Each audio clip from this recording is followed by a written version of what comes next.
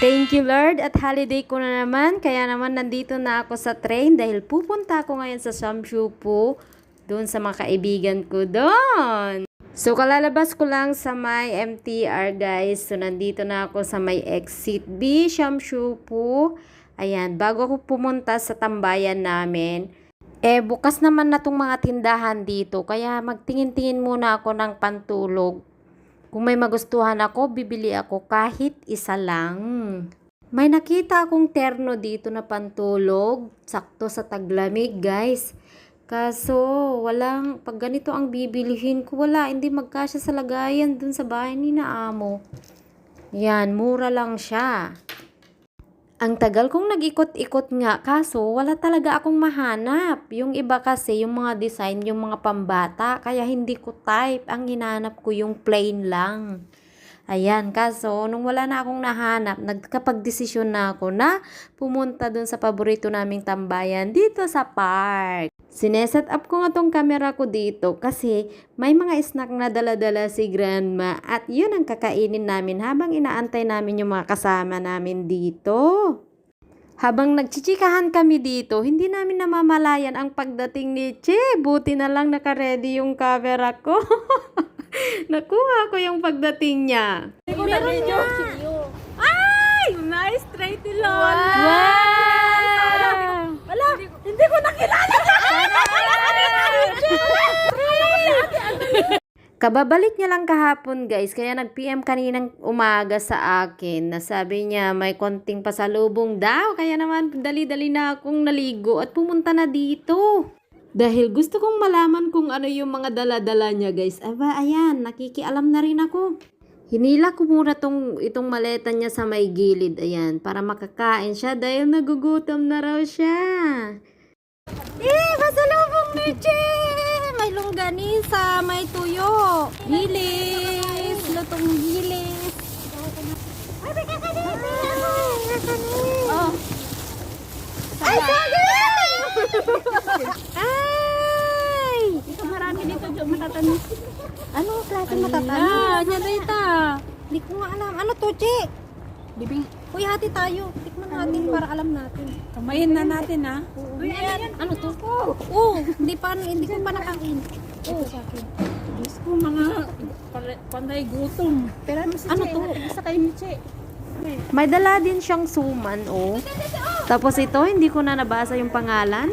Alam mo ba si Ate Daisy? Uy, Che, ang ganda sa inyo, no? Ano to? Ganyan lang yung kamis. Ganyan lang yung dala niya pabalik. Butong? Butong? Kasi wala daw. Butong daw. Butong yan. Butong. Ay, balikot sa. Yung sa amin, ba? balikot sa. Yung puti. Ayan, kumuha na tayo dyan. Ito, oh. Balikot sa to. Asan dito masarap, Che? Lahat, tikman. Bago ko lang siya. Wala yung video niya.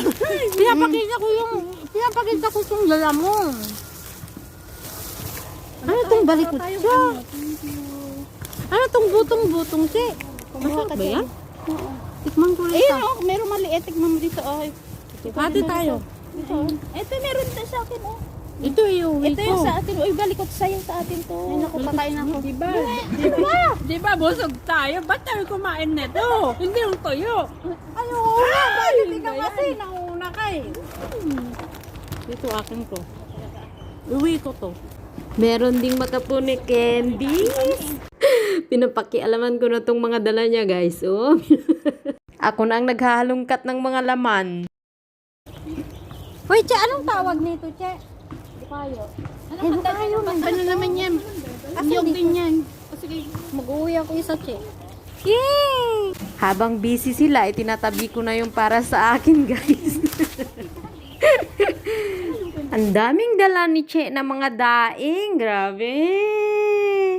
Habang kumakain sila dito, dumating din si Daisy. Ayan, nauna siyang bumalik dito sa Hong Kong kaysa kay She. Tapos may dala din siyang balot, saging at saka mango jam tart. Mainit-init pa itong saging ni Daisy, kaya naman ito muna yung inuna kong kainin. Tapos itong balot, ayan, buti na lang nagdala. Matagal na ako hindi nakakain nito. Konti lang yung sisiw niya guys, oh. Lagyan ko nga ng suka. Masarap to pag may suka. Ayan. Sarap! Siguro kung hindi ako kumain ng maraming rice kanina, siguro 3 ang makakain ko nitong balot. Para bumaba yung mga kinain ko, ayan, napasayaw tuloy ako dito.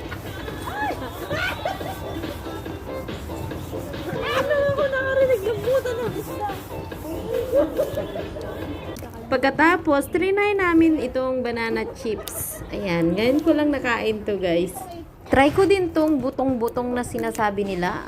Kaso halos matanggal tong ngipin ko dito. Delikado ito sa mga pustiso. Tiyak. Nako. Putol ang pustiso nyo dito. Last na titikman natin itong galing kay Daisy. Ayan, itong mango jam tart. Sabi niya, masarap daw ito. Kaya tikman natin. Hindi ko pa natikman to eh. So, ito siya, maliit lang, parang egg tart, maliit na maliit. Ayan. O, isang subuan.